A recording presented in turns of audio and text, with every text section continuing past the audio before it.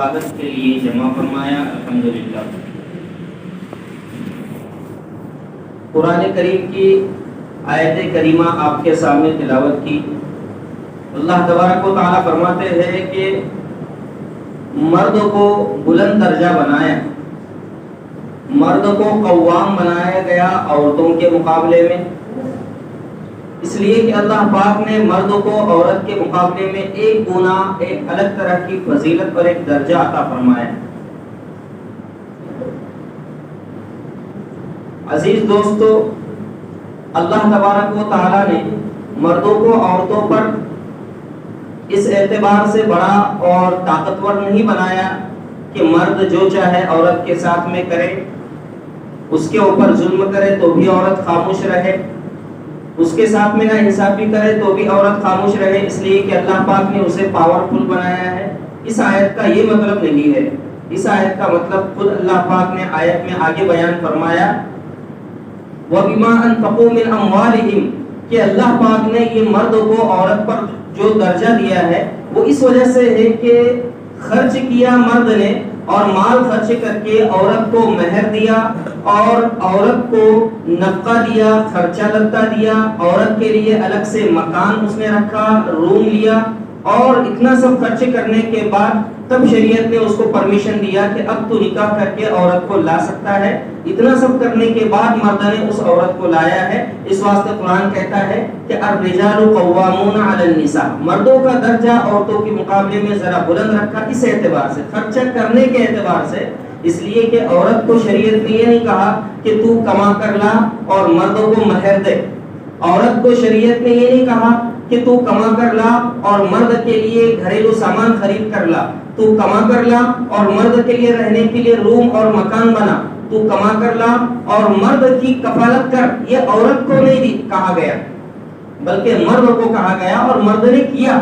اس واسطے اللہ پاک نے قرآن میں فرمایا اب عورت کو بھی چاہیے کہ وہ اپنے مرد کا لحاظ کرے، وہ اپنے مرد کے ساتھ میں انصاف کے ساتھ میں زندگی بسر کرے، مرد کی حالت جیسی ہے اس کے حالات کا اعتبار کرتے ہوئے اس کے ساتھ میں وہ اپنی زندگی جی۔ دونوں کو اللہ تبارک و تعالیٰ نے ایک دوسرے کے حقوق ادا کرنے کی طرف متوجہ فرمایا۔ تو یہ جو آیت کریمہ ہے یہ ہمارے معاشرے اور سماج کے اندر بعض لوگوں نے اس کا مطلب یہ سمجھ لیا ہے کہ مرد چونکہ بلند درجے کا بنایا گیا ہے، مرد چونکہ پاورفل بنایا گیا ہے، تو پھر مرد کا دماغ ایک الگ سائڈ چلتا ہے، ہر چیز میں وہ عورت کو پیچھے ڈالتا ہے اور ہر چیز میں اپنی بات کو وہ آگے رکھنا پسند کرتا ہے۔ قرآن کریم کہتا ہے نہیں، جہاں پر موقع آتا ہے عورتوں کا خیال کرنے کا وہاں پر ان کا خیال کیا جائے گا۔ حتیٰ کہ آپ لوگوں نے اور ہم سب نے قرآن کریم کی آیتوں کے ذریعے تفسیر کے اندر اور حدیث پاک کے اندر یہ باتیں ضرور سنی ہوگی۔ حضور پاک علیہ الصلوۃ والسلام نے اتنے سارے جو نکاح کیے تھے، ان نکاحوں کا مقصد کیا تھا؟ اپنی خواہش کو پورا کرنا نہیں تھا نعوذ باللہ، بلکہ آپ صلی اللہ علیہ وسلم نے بہت سارے نکاح کیے تو ان نکاحوں کے کرنے کا مطلب یہ تھا کہ آپ صلی اللہ علیہ وسلم کی پوری زندگی، پوری لائف پوری امت کے سامنے آئے۔ گھریلو جو چیزیں ہوتی ہیں جو میاں بیوی کے درمیان کی حد تک رہتی ہے وہاں سے آگے وہ کسی کو خبر نہیں ہوتی ہے، لیکن چونکہ شریعت کو قیامت تک رکھنا تھا اور مذہب کو قیامت تک چلانا تھا، قرآن کریم کو قیامت تک باقی رکھنا تھا، اس واسطے اللہ پاک نے حضور پاک صلی اللہ علیہ وسلم کے ذریعے سے اندرونی جو معاملات ہوتے ہیں میاں بیوی کے، وہ معاملات بھی لوگوں تک پہنچائے۔ اور یہ اسی صورت میں ہو سکتا تھا جبکہ آپ علیہ الصلوۃ والسلام کے پاس ایک سے زیادہ بیویاں،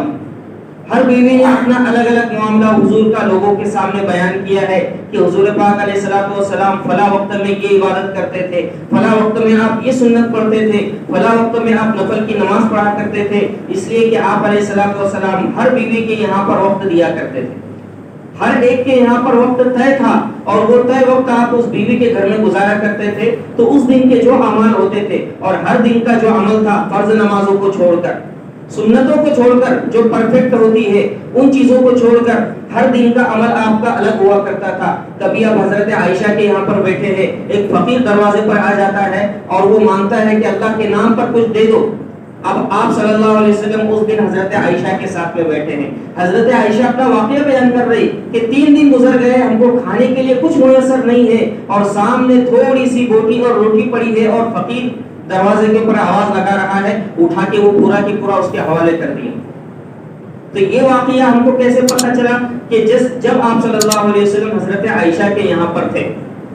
اور بھی دیگر واقعات ہیں کہ آپ صلی اللہ علیہ وسلم نے کسی بیوی کے یہاں پر رات گزاری اور کوئی خاص واقعہ پیش آیا. حضرت میمونہ رضی اللہ تعالی عنہا کے رشتہ دار ہے حضرت عبداللہ بن عباس, چھوٹے سے ہے, چھوٹی عمر کے ہے, 8-10 سال کی عمر ہے. آپ صلی اللہ, چونکہ خالہ تھی ان کی حضرت میمونہ, اور آپ صلی اللہ علیہ وسلم کی زوجہ مطہرہ تھی, تو حضرت عبداللہ بن عباس رات گزارنے کے لیے وہاں پر ٹھہرے.